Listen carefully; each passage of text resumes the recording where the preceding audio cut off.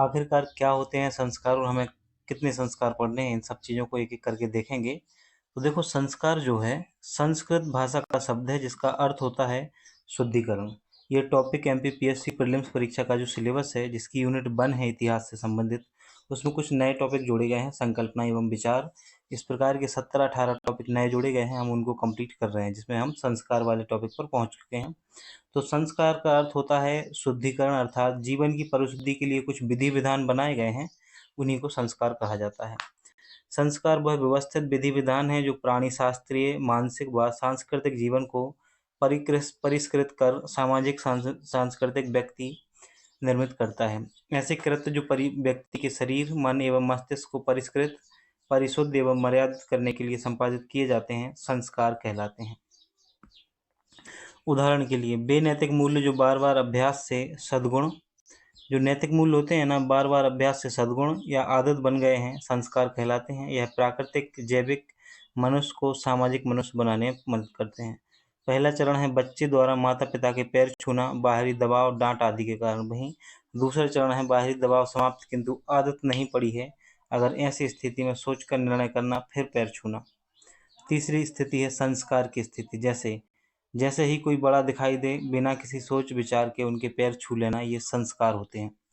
भारत में संस्कारों का उद्भव एवं विकास क्रम को देखें तो ऋग्वेद और अथर्ववेद में कुछ सूक्तों में वैवाहिक, गर्भाधान, अंत्येष्टि की जानकारी मिलती है। वहीं शतपथ और गोपथ ब्राह्मण तथा तैत्तिरीय उपनिषद में उपनयन तथा समावर्तन संस्कार पर कुछ प्रकाश डाला गया है। गौरतलब है कि सर्वप्रथम गृह सूत्रों आश्वलायन गृह सूत्र में ही संस्कारों की पूरी पद्धति का वर्णन मिलता है।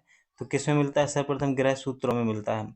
संस्कारों की संख्या पर मतभेद है, तो आप इधर देखेंगे गौतम स्मृति में 40 संस्कारों की बात की गई है, वहीं महर्षि वेद व्यास स्मृति में 16 संस्कार की बात की गई है। मनु स्मृति में 13 और महर्षि अंगिरा ने 25 संस्कारों की बात की है। संस्कारों का वर्गीकरण देखें तो जन्म से पूर्व के संस्कार, शिशुकाल के संस्कार, बाल्यावस्था के संस्कार, युवावस्था के संस्कार और मरणोपरांत संस्कार। जन्म के पूर्व गर्भाधान संस्कार होता है, पुंसवन होता है और सीमंतोन्नयन होता है। साथ ही शिशुकाल में जात कर्म, नामकरण, निष्क्रमण, अन्नप्राशन और चूड़ाकर्म। बाल्यावस्था में कर्णवेद, विद्यारंभ, उपनयन और वेदारंभ होते हैं। वहीं युवावस्था में केशांत, समावर्तन और विवाह, और मरणोपरांत संस्कार जो होता है वो अंत्येष्टि होती है। यहाँ पर पीडीएफ थोड़ी ब्लर है, तो आपको बस समझते जाना है। गौतम ने 40 संस्कार बताए हैं, वहीं जो महर्षि दयानंद है ना, महर्षि दयानंद ने 16 संस्कारों की बात की है।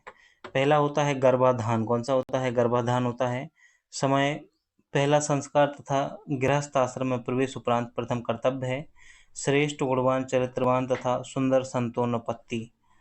पद्धति क्या है? शुभ मुहूर्त में विधि पूर्वक स्त्री और पुरुष के शारीरिक मिलन से गर्भाधान समापन संपन्न करना। तो ये शुभ मुहूर्त है ना, शुभ मुहूर्त में। अब इतना टाइम कहाँ है शुभ मुहूर्त देखने का?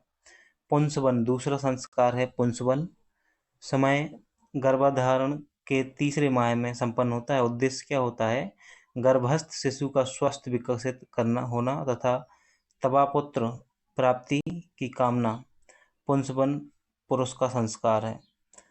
अर्थ पुंसवन अर्थात पुरुष का जन्म। पद्धति क्या है? माता की नासिका के दाहिने हाथ में, माता की जो नासिका होती है उसके दाहिने हाथ में बट वृक्ष की जटाओं व उसकी पत्तियों का रस डालना व या सूंघाना तथा माता की गोद में जल से भरा कलश रखना। सीमंतोन्नयन गर्भधारण के 8वें मास में संपन्न होता है। इसका उद्देश्य होता है गर्भस्थ शिशु तथा माता पिता के स्वास्थ्य की रक्षा तथा पीड़ा रहित प्रसव की कामना। पति द्वारा पत्नी के बालों को वेद मंत्रोच्चारण द्वारा विशिष्ट रूप से ऊपर उठाना पद्धति होती है सीमांतोन्नयन की। अब ये संस्कार धीरे धीरे खत्म होते जा रहे हैं, कोई नहीं करता, अभी बहुत कम है ना। जन्म के बाद के जात कर्म, शिशु जन्म के तुरंत पश्चात शिशु की अशुभ शक्तियों से रक्षा तथा उसकी दीर्घायु एवं अच्छे स्वास्थ्य की कामना हेतु क्या किया जाता है? जात कर्म किया जाता है। नवजात शिशु को 2 बूंद घी तथा 6 बूंद शहद का मिश्रण अभिमंत्रित करके चटाना, माता तथा शिशु को स्नान कराना एवं माता द्वारा शिशु को प्रथम बार दुग्ध पिलाना जात कर्म में शामिल है। उसके बाद अगला है नामकरण। शिशु जन्म के 12वें दिन नामकरण होता है। नाम द्वारा पहचान प्रदान करना और उसके जीवन को निष्कष्टक बनाना। पद्धति क्या है? वर्ष, मास, दिन, नक्षत्र तथा कुल के नाम के आधार पर बच्चे का नामकरण करना तथा यज्ञ व भोज का आयोजन भी करना। अगला होता है निष्क्रमण। शिशु जन्म के चौथे मास में शिशु को बाह्य वातावरण के संपर्क में लाना तथा उसे सूर्य के तेज एवं चंद्रमा की शीतलता से अवगत कराना। शिशु को सूर्य तथा चंद्रमा की ज्योति दिखाना तथा देवी देवताओं के दर्शन कराना निष्क्रमण संस्कार है। अन्नप्राशन में शिशु जन्म के 5वें छठे माह में दांत निकलने पर शिशु का अन्न या कठोर या ठोस आहार प्रदान करके उसका शारीरिक या मानसिक विकास करना। शिशु को प्रथम बार अन्न व ठोस खाद्य पदार्थ ग्रहण कराना तथा परिवारजनों को आशीर्वाद प्राप्त करना। चूड़ाकर्म। शिशु जन्म के प्रथम वर्ष में शिशु के जन्म से प्राप्त बालों को अपुत्रीय मानकर साफ करना तथा बालों में चिपके कीटाणुओं को नष्ट करना चूड़ाकर्म कहलाता है। शिशु के सिर के पहली बार उतारना ही चूड़ाकर्म कहलाता है। इसे मुंडन संस्कार कहा जाता है। 8वें क्रम का है। 8वां संस्कार है मुंडन संस्कार, है ना। तो अभी 8 देख चुके हैं, 8 और देखने हैं। एक बार रिवीजन कर लेते हैं फिर आगे बढ़ते हैं। देखो, पहला संस्कार हमने देखा गर्भाधान, है ना। गर्भाधान शुभ मुहूर्त देख के पुरुष और स्त्री मिलते हैं और फिर गर्भ धारण करती है स्त्री। पुंसवन, है ना। इसमें क्या होता है? पुरुष के जन्म को कामना की जाती है। सीमंतोन्नयन, इसमें गर्भस्थ शिशु और माता के स्वास्थ्य की पीड़ा जो होती है ना उस समय, उससे रहित प्रसव की कामना की जाती है। फिर जात कर्म होता है। जात कर्म में क्या होता है? जो शिशु का जन्म होता है उसके पश्चात अशुभ शक्तियों से उसे बचाने और स्नान कराने 2 बूंद घी और 6 बूंद शहद का मिश्रण चटाना, साथ ही माता और शिशु को नहलाना शामिल है। 12वें दिन नामकरण होता है और फिर निष्क्रमण होता है, जिसमें बाहरी वातावरण से संपर्क कराया जाता है बच्चे का। अन्नप्राशन होता है, इसमें ठोस खाद्य पदार्थ खिलाया जाता है थोड़ा सा पहले दिन, है ना। और चूड़ाकर्म मुंडन संस्कार कहलाता है, ये 8वां है। 9वां है कर्णवेध या कर्णछेदन। शिशु जन्म के तीसरे अथवा 5वें वर्ष होता है ये। बच्चे को स्वास्थ्य, स्मरण शक्ति और सौंदर्य में वृद्धि करना। शिशु के कानों के निचले हिस्से में छिद्र कर आभूषण पहनाना कर्णभेद या कर्णभेदन कहलाता है। विद्यारंभ। शिशु के जन्म के 5वें वर्ष बालक को अक्षर ज्ञान तथा विषयों का ज्ञान प्रदान करना, बालक को विधिवत शिक्षा प्रदान करना प्रारंभ करना विद्यारंभ संस्कार होता है। उपनयन संस्कार। बालक के जन्म के 8वें वर्ष ब्राह्मण, 11वें वर्ष क्षत्रिय और 12वें वर्ष वैश्य। उद्देश्य बालक को अशौच अपवित्र अवस्था से शौच अवस्था पवित्र में लाना। पद्धति क्या है? बालक को जनेऊ धारण करवाना, गुरु संपर्क में लाना तथा ऋषि ऋण, देव ऋण और पितृ ऋण का स्मरण कराना उपनयन संस्कार में होता है ऐसा। तो जो उपनयन संस्कार है उसमें क्या होता है? बालक की जो अपवित्र अवस्था होती है उसको पवित्र लाना होता है ना।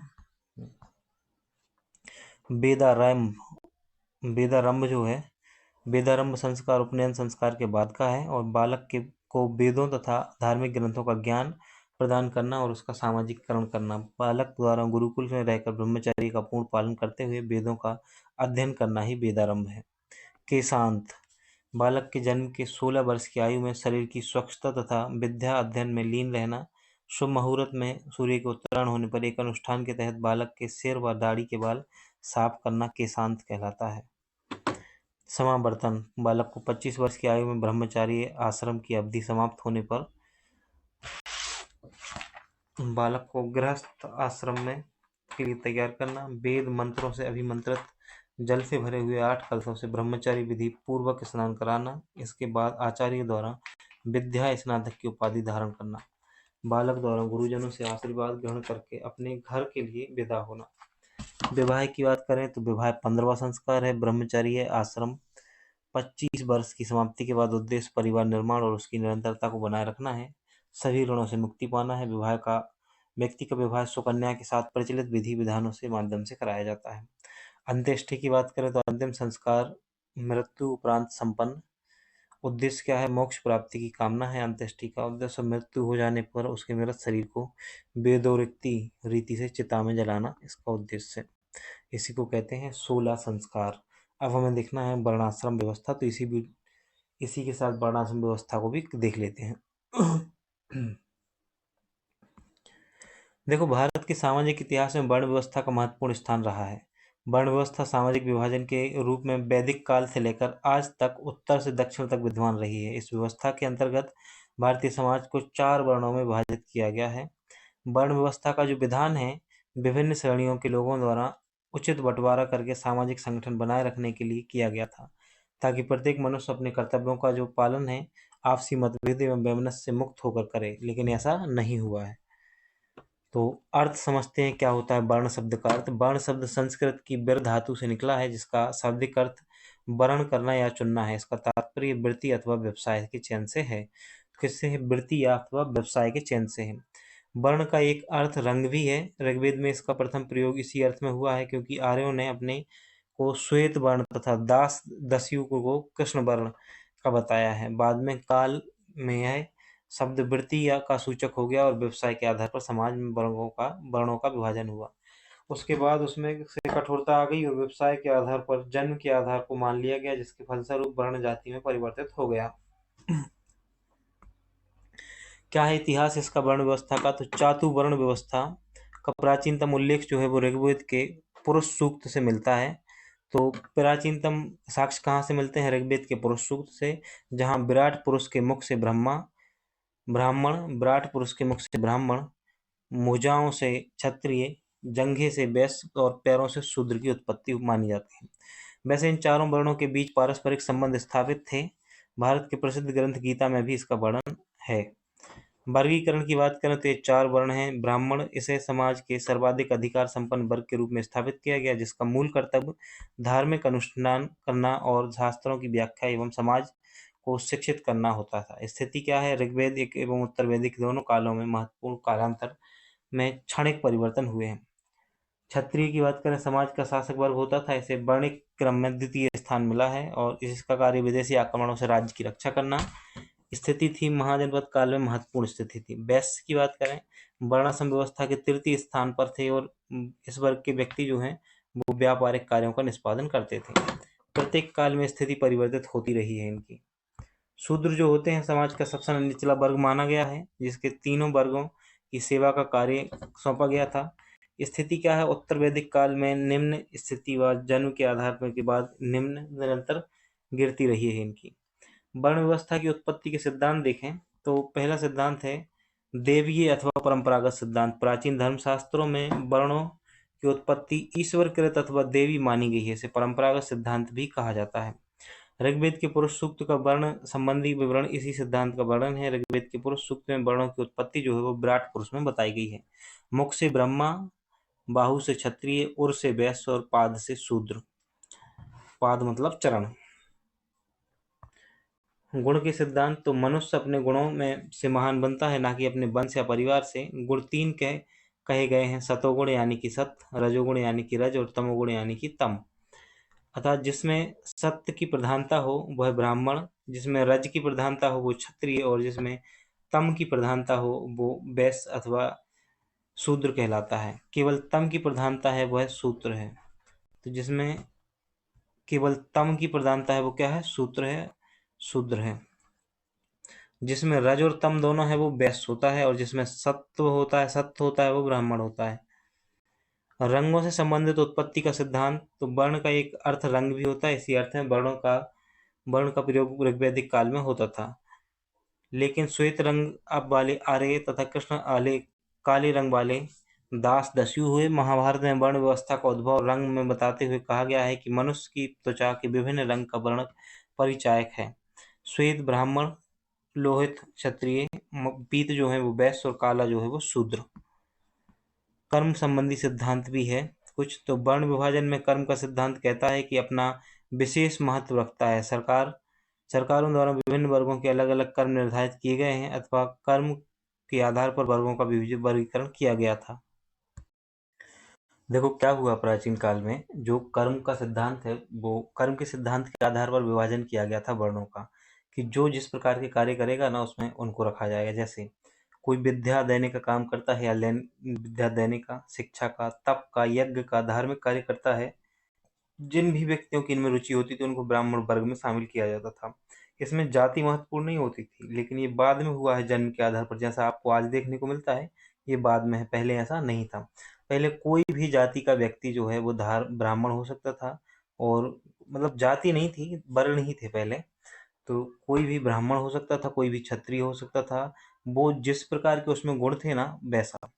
लोगों को सुरक्षा प्रदान करने का काम जो करते थे लोग, सैनिक होते थे, उनको क्षत्रिय में रखा गया। युद्ध में निपुण होते थे जो लोग, है ना, जो शरीर से हष्ट पुष्ट होते थे, उनको क्षत्रिय वर्ग में शामिल कर लिया गया।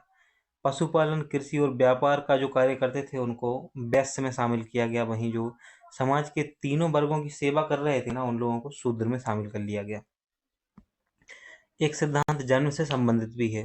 भारतीय शास्त्रकारों और भविष्यकारों ने वर्ण की उत्पत्ति जन्म से मानी है, कुछ ने, है ना। तो ब्राह्मण परिवार में जन्मा व्यक्ति अयोग्य और अज्ञानी होकर भी पूजनीय ब्राह्मण माना जाता था, तथा चारों ब्राह्मणों के जन्म के आधार पर श्रेष्ठ समझा जाता था। महाकाव्यों के काल में वर्ण व्यवस्था का आधार पूर्णतः जन्म से हो गया था।